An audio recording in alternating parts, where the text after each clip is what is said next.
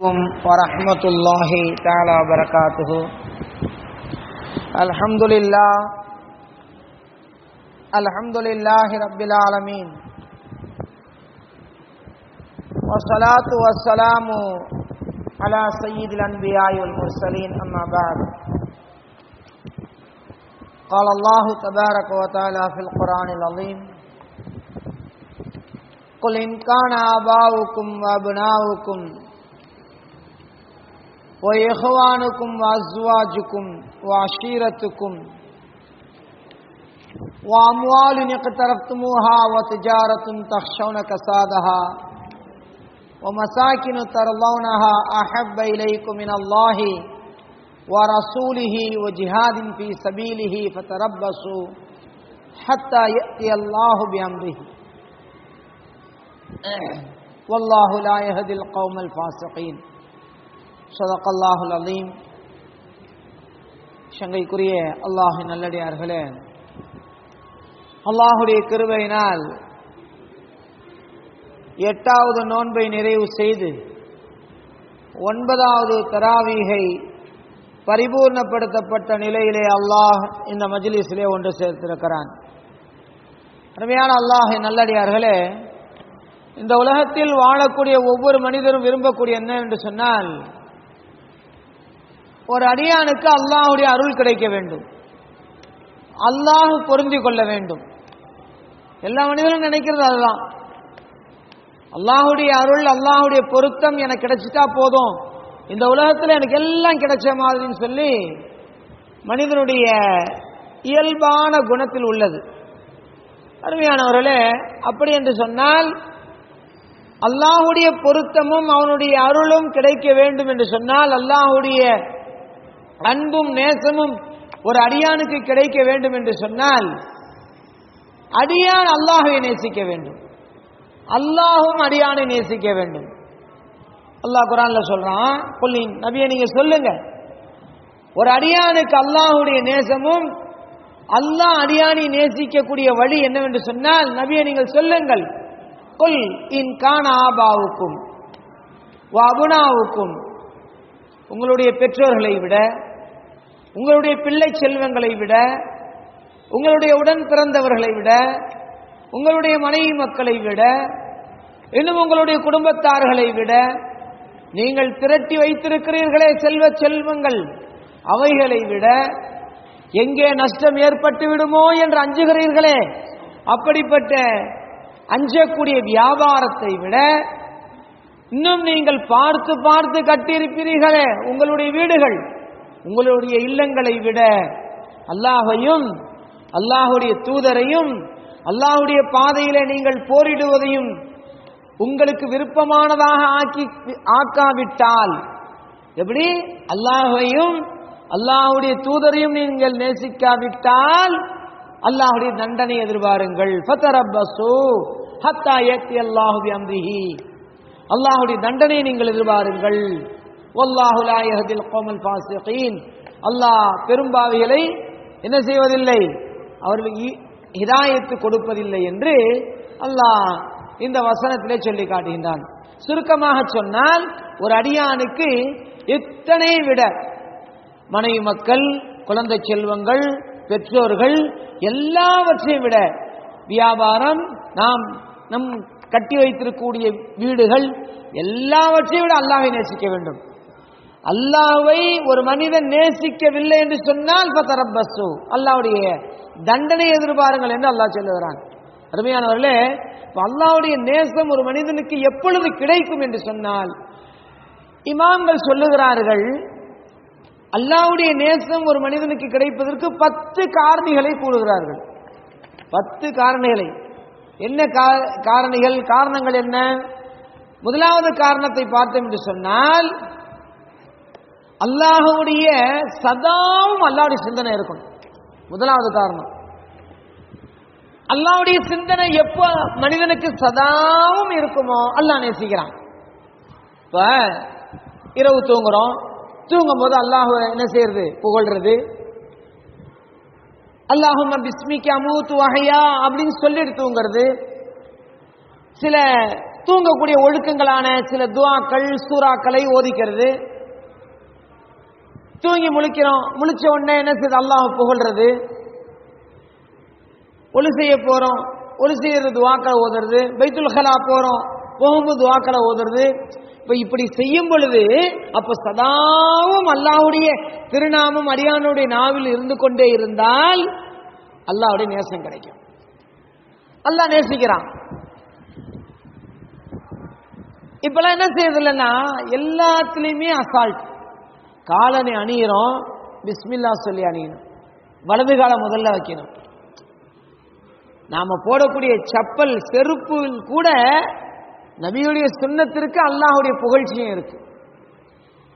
காலணி அணியிறோம், பிஸ்மில்லா சொல்லி அணியிறோம், வலது கால எடுத்து வைக்கிறோம். அப்ப என்ன இது, அல்லாஹ்வுடைய நேசம் ஏற்படுது. ஏன் பிஸ்மில்லா அந்த வார்த்தையில் அல்லாஹ்வுடைய நேசம் இருக்கு. ரெண்டாவது காரணம் சொல்றாங்க, பரலான கடமைகளுக்கு பிறகு நஃபிலான இபாதத்துல ஒரு அடியான் நஃபிலான இபாதத் செஞ்சு அல்லாஹ்வுடைய நேசம் கிடைக்கும்.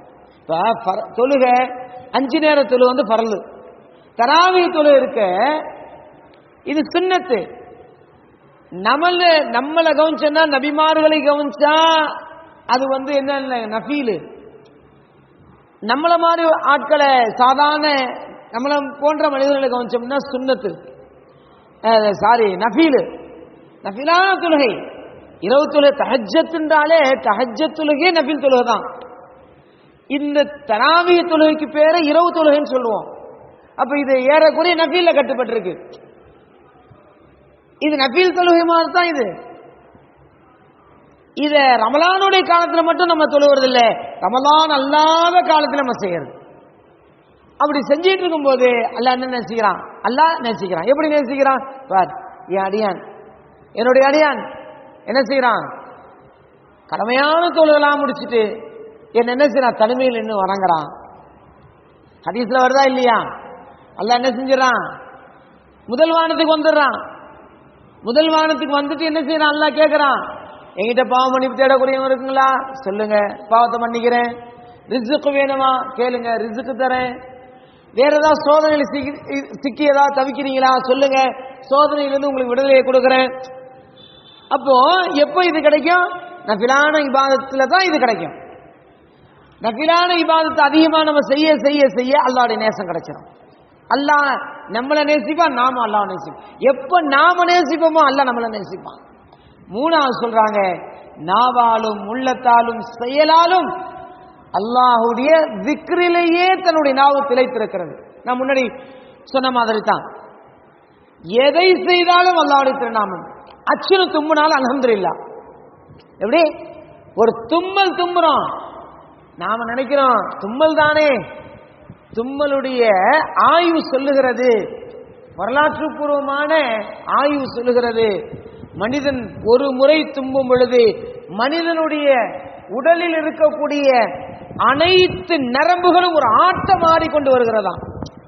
ஒரு தடவை நாம தும்ப, நமக்கு சாதாரணம், ஒரு தும்மல் சாதாரணம், உடலில் இருக்கக்கூடிய அனைத்து நரம்புகளும் என்ன செய்தான், ஒரு அதிர்ச்சி கொடுத்த மாதிரி ஒரு ஆட்டம் காணுதுன்னு சொல்றாங்க, இது ஆய்வு. அப்போ இந்த அதிர்ச்சிக்கு, இந்த இப்படிப்பட்ட ஒரு பேரதிர்ச்சிக்கு அல்லாஹ்வை புகழ்ந்தும் சொன்னா அல்லாஹ்வுடைய நேசம் செயலால் சொல்லால் நம்முடைய அனைத்து புகழ்ச்சியினாலும் அல்லாஹ்வுடைய நேசம். மூணாவது. நாலாவது சொல்றாங்க, இரண்டு நேசங்கள் ஒன்றோடு ஒன்று போட்டியிடும் வேளையில் அடியான் தான் விரும்பக்கூடிய அம்சங்களை விட அல்லாஹ் எதை விரும்புகிறானோ அதை தேர்வு செய்தல். அல்லாஹ் எதை விரும்புகிறானோ அதை தேர்வு செய்தல். அப்போ என்ன அர்த்தம், ஹராமான செயல்கள் விட்டு ஒரு அடியான் ஒதுங்கி ஹலாலான செயல் பக்கம் திரும்புறது அல்லாஹ் விரும்புறான். எப்படி ஹராமான எல்லா விஷயத்தை விட்டும் என்ன செஞ்சிருது, ஒதுங்கினோம். ஹலாலான எந்தெந்த விஷயங்கள் இருக்கோ ஒரு அடியான் தன்னுடைய வாழ்க்கை நெறியா எடுத்துக்கொள்ளும் பொழுது என்ன செய்யறான், அல்லாஹ் அவனுடைய நேசம் கிடைக்குது. இது நாலாவது பாயிண்ட். அஞ்சாவது சொல்றாங்க, அல்லாஹ்வுடைய திருநாமங்கள், அவனுடைய பண்புகள், இவை அனைத்தையும் பரிபூர்ணமான முறையில் என்ன செய்யறது, ஒரு மனிதன் பரிபூர்ணப்படுத்துறது. நான் பல நேரத்தில் சொல்றது உண்டு, ஒரு அடியான் அல்லாஹ்வுடைய வல்லமையை சிந்திக்கணும். வல்லமைய வானம் எவ்வளவு பெருசா படைச்சிருக்கான், பூமி எப்படி படைச்சிருக்கான், ஒவ்வொன்றையும் அல்லாஹ் எப்படி மனிதனை எப்படி படைச்சிருக்கான்னு சொல்லி சிந்திக்கணும். ஒரு அடியான் அல்லாஹ்வை சிந்தித்து விட்டால், எப்படி அல்லாஹ்வை கற்பனை செய்தால், உதாரணமா அல்லாஹ் எப்படிப்பட்டவனா இருப்பான், ஆணா இருப்பானா பெண்ணா இருப்பானா, கை இருக்குமா கால் இருக்குமா நாவு இருக்குமான்னு சொல்லி ஒரு மனிதன் அதை சிந்தித்தால் அவனை குஃபர்ல கொண்டு போய் விட்டுரும், காபிர் ஆயிடுவான். அப்ப என்ன சொல்றாங்க, பரிபூர்ணத்துவம் எது, அவனுடைய படைப்பினங்களை சிந்திப்பது, அல்லாஹ்வுடைய நேசம் கிடைக்கும். ஒரு நிமிடம் அல்லாஹ்வுடைய படைப்பினங்களை ஒரு அடியான் சிந்திப்பது 1000 ரக்காத்துகள் நஃபில் தொழுவதை விட சிறந்தது.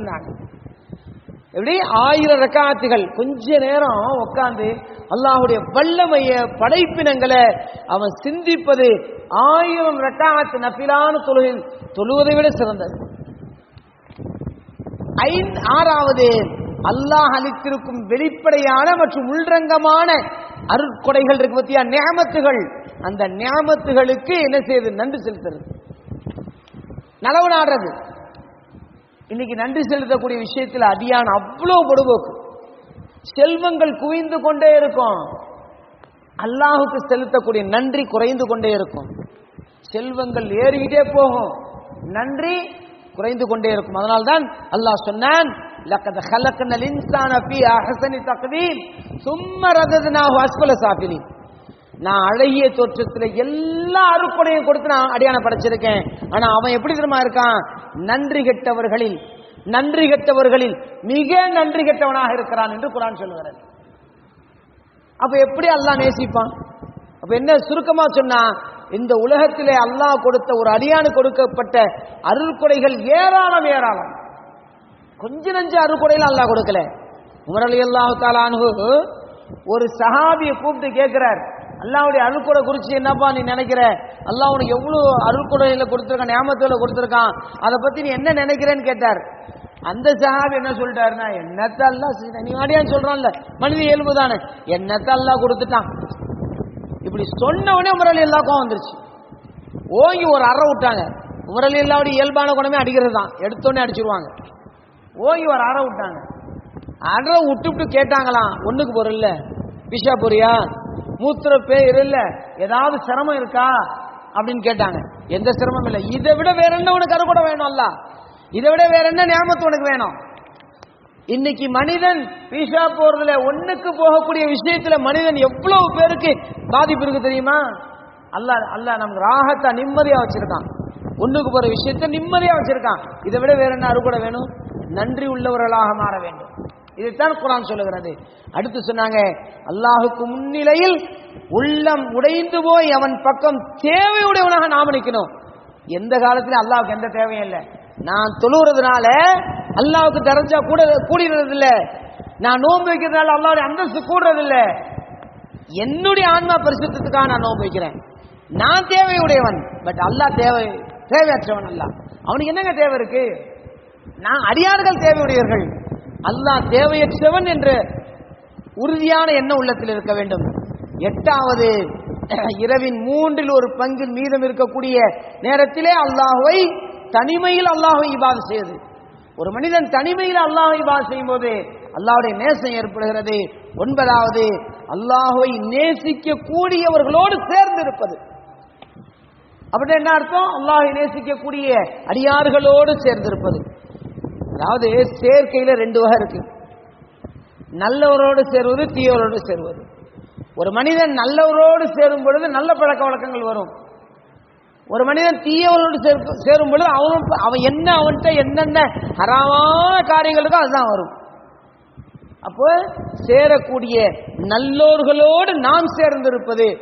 யார் அல்லாஹ்வை நேசிக்கிறார்களோ அப்படிப்பட்ட அடியார்களோடு ஒரு அடியான் சேர்ந்திருக்கும் பொழுது அல்லாஹ்வுடைய நேசம், அதாவது சொல்லுவாங்கல்ல, நெல்லுல பாயிற தண்ணி புல்லுக்கும் பாயும். நிறைய பேர் என்ன செய்வானா, உலமாக்களோட தொடர்புல இருப்பாங்க. 99% உலமாக்கள் பாவம் செய்ய மாட்டாங்க. ஏன்னா குர்ஆனிய ஹதீஸையும் அல்லாஹ்னு விளங்கக்கூடிய எந்த ஆலிம் என்ன செய்ய மாட்டார், பாவத்தை துணிந்து செய்ய மாட்டார். அறியாமையில் நடந்து விடலாம், நடக்கலாம், நடக்காமலும் இருக்கலாம். நிறைய அதிகமானவர்கள் ஆலிம்களோட தொடர்புலேயே இருப்பாங்க. ஏன்? நெல்லுக்கு பாயக்கூடிய தண்ணி புல்லுக்கும் பாயும். இன்னைக்கு அப்பெல்லாம் நிறைய பேர் என்ன செய்யறதில்லை, அதெல்லாம் விரும்புறது இல்லை. ஆனா விரும்புறதான், விரும்பவும் செய்யறாங்க. ஏன்? அது யாரை நேசிக்கின்றானோ அல்லாஹ் நேசிக்கிறான். 10வது உள்ளத்திற்கும் அல்லாஹுக்கும் மத்தியிலே சூழ்ந்திருக்கக்கூடிய, அதாவது பராமுகமாக ஆக்கக்கூடிய விஷயங்களை விட்டு மனிதன் தவிர்த்திருப்பது. இப்ப தொழுகருக்கு அல்லாஹ் சொன்ன முறையில தொழுவது, நபி சொன்ன வழிகாட்டுதல்ல தொழுவது. அடியான என்ன செய்யும்? பராமுகமாக்கப்பட்ட பொதுபோக்கான செயலை விட்டு தவிர்த்து அல்லாஹ்வுடைய கட்டளை மட்டும் ஏற்று செயல்படுறது. அப்ப அல்லாஹ்வுடைய நேசம் உண்டாகும். அருமையானவர்களே, அப்ப அல்லாஹ் நேசிக்கக்கூடிய இந்த 10 விஷயங்களை தன்னுடைய வாழ்க்கை நெறியாக ஒரு அடியான் எடுத்துக்கொண்டால் நிச்சயமாக அல்லாஹும் நேசிப்பான், நாம் அல்லாஹ்வை நேசிப்போம், அல்லாஹ் நம்மை நேசிப்பான் என்பதிலே எத்தகைய சந்தேகமும் இல்லை. அப்படிப்பட்ட நேசத்திற்குரியவர்களாக வல்ல ரஹ்மான் நம் அனைவர்களை ஆக்கி அருள்வானாக. وآخر دعوانا أن الحمد لله رب العالمين. آمين. بسم الله الرحمن الرحيم.